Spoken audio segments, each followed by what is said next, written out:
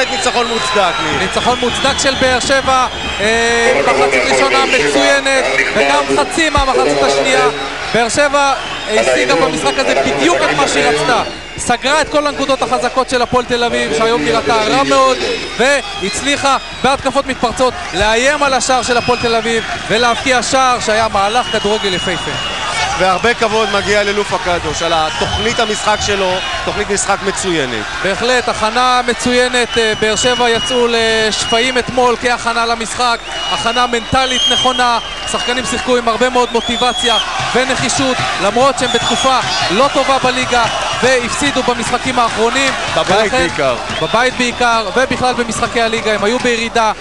גם בלסינג קקו והיעדרות של רמי אבולאבן, אמנם זו היעדרות ארוכה, כן. אבל למרות כל העובדות האלה, עמידה נכונה של הפועל באר שבע במשחק, משחק נכון וניצחון בהחלט יפה.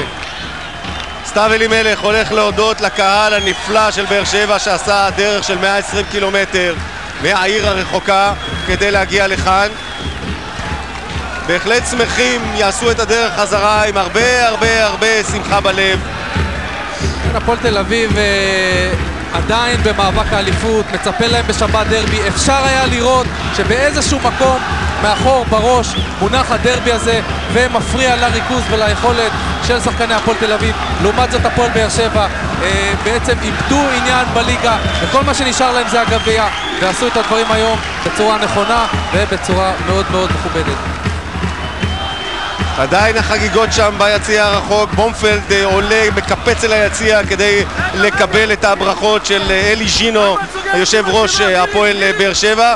עוד מעט אנחנו מקווים כמובן לקחת אותו ולהביא אותו אלינו כדי לשמוע מה יש לו לומר על הניצחון. הנה הוא בא, הוא כבר מתקרב אל שלומי דניאלי, מתחבק שם עם חברו רמי אליהו, כשהאוהדים חוגגים